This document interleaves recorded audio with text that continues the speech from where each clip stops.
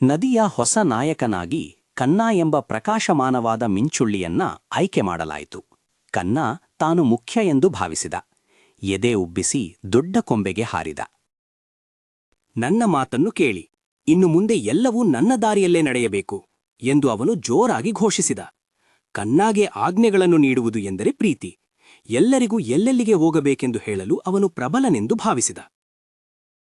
ಹಳೆಯ ಆಲದ ಮರ ನದಿಯ ಮೃದುವಾದ ಕೆಸರಿನಲ್ಲಿ ತನ್ನ ಬೇರುಗಳನ್ನು ಆಳವಾಗಿ ಇಳಿಸಿ ಮೌನವಾಗಿ ನೋಡುತ್ತಿತ್ತು.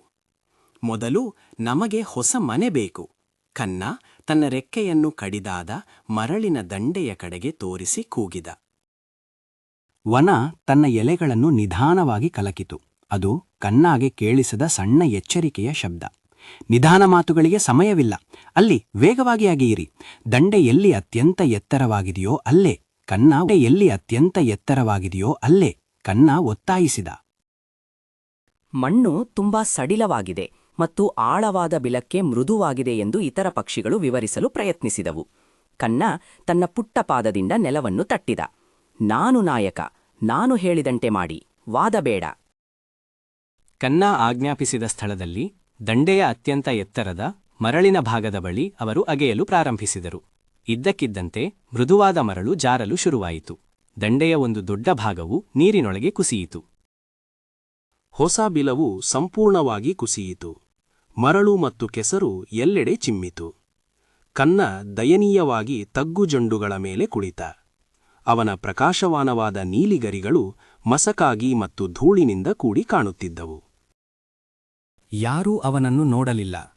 ಅವರು ನಿರಾಶೆಗೊಂಡು ಮತ್ತೆ ದಣಿದಿದ್ದರು. ಕನ್ನ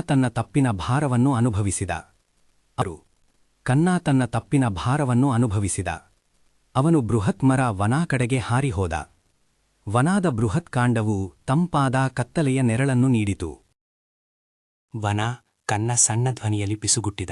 ನಾನು ವಿಫಲನಾದೆ. ನಾನು ಗಟ್ಟಿಯಾಗಿರಲು ಪ್ರಯತ್ನಿಸಿದೆ, ಆದರೆ ವಿಫಲನಾದೆ. ವನಾದ ಎಲೆಗಳು ನಿಧಾನವಾಗಿ ಕಲಕಿದವು, ಹಳೆಯ ಸ್ನೇಹಿತನ ನಿಟ್ಟುಸಿರಿನಂತೆ. ಕೇಳು ಪುಟಾಣಿ. ನದಿಯೆಲ್ಲ ಉತ್ತರಗಳನ್ನು ಹೊಂದಿದೆ ಕನ್ನ. ಆದರೆ ನೀನು ನಿಜವಾಗಿಯೂ ಶಾಂತವಾಗಿ ಕೇಳಿದರೆ ಮಾತ್ರ. ಕನ್ನಗೆ ಗೊಂದಲವಾಯಿತು. ಹರಿಯುವ ನೀರು ತನಗೆ ಹೇಗೆ ನಾಯಕತ್ವವನ್ನು ಕಲಿಸಬಲ್ಲದು? ಅವನು ವನಾದ ಬೇರಿನ ಮೇಲೆ ಇನ್ನೂ ಕುಳಿತುಕೊಂಡ. ತನ್ನ ತಲೆ ಕೆಳಗಾದ ಮನಸ್ಸನ್ನು ಶಾಂತಗೊಳಿಸಲು ಪ್ರಯತ್ನಿಸಿದ. ಅವನು ನೀರಿನ ಮೇಲ್ಮೈಯನ್ನು ನೋಡಿದ. ಬಲವಾದ ಅದೃಶ್ಯ ಪ್ರವಾಹದ ವಿರುದ್ಧ ಪುಟ್ಟ ಬೆಳ್ಳಿಯ ಮೀನಾದ ಮೀನ ಕಷ್ಟಪಡುತ್ತಿರುವುದನ್ನು ಅವನು ಗಮನಿಸಿದ. ಕನ್ನಾ ಮೀನ ಹತ್ತಿರ ನೀರಿನ ಅಂಚಿಗೆ ಹಾರಿಹೋದ. ಅವನು ಅವಳಿಗೆ ಆಜ್ಞಾಪಿಸಲಿಲ್ಲ. ಅವನು ತಾಳ್ಮೆಯಿಂದ ಕಾಯುತ್ತಿದ್ದ. ಮೀನಾ, ಕನ್ನ ನಿಧಾನವಾಗಿ ಕೇಳಿದ. ಇಲ್ಲಿ ಈಜುವುದು ಏಕೆ ಕಷ್ಟ? ನಾನು ಹೇಗೆ ಸಹಾಯ ಮಾಡಲಿ? ಮೀನಾ ಕಷ್ಟಪಡುತ್ತಿರುವುದನ್ನು ನಿಲ್ಲಿಸಿದಳು. ಪ್ರವಾಹವು ಮೇಲ್ಮೈಯಲ್ಲಿ ಪ್ರಬಲವಾಗಿ ಎಳೆಯುತ್ತದೆ. ಮಿಂಚುಳ್ಳಿ, ನಮಗೆ ಆಳವಾದ ಶಾಂತ ನೀರು ಬೇಕು. ಕನ್ನಾಗೆ ಅರ್ಥವಾಯಿತು. ನಾಯಕತ್ವವು ಜೋರಾಗಿ ಕೂಗುವುದಲ್ಲ, ಅದು ನಿಜವಾಗಿಯೂ ಇತರರ ಅಗತ್ಯಗಳನ್ನು ನೋಡುವುದಾಗಿದೆ. ಅವನು ಇತರರ ಬಳಿಗೆ ಹಾರಿದ. ಅವನು ತನ್ನ ಅಸಮಾಧಾನಕ್ಕಾಗಿ ವಿನಮ್ರವಾಗಿ ಕ್ಷಮೆಯಾಚಿಸಿದ ಮತ್ತು ಮೀನಾ ಹಂಚಿಕೊಂಡಿದ್ದನ್ನು ಅವರಿಗೆ ಹೇಳಿದ. ನಮ್ಮ ಹೊಸ ಮನೆಗೆ ಅತ್ಯಂತ ಸುರಕ್ಷಿತ ಉತ್ತಮ ಸ್ಥಳ ಯಾವುದು? ದಯವಿಟ್ಟು ನನಗೆ ಆ ಸ್ಥಳವನ್ನು ತೋರಿಸಿ, ಕನ್ನ ವಿನಂತಿಸಿದ. ಅವರೆಲ್ಲರೂ ಜ್ಞಾನವನ್ನ ಕಲಿಯುತ್ತಾ ಒಟ್ಟಾಗಿ ಕೆಲಸ ಮಾಡಿದರು.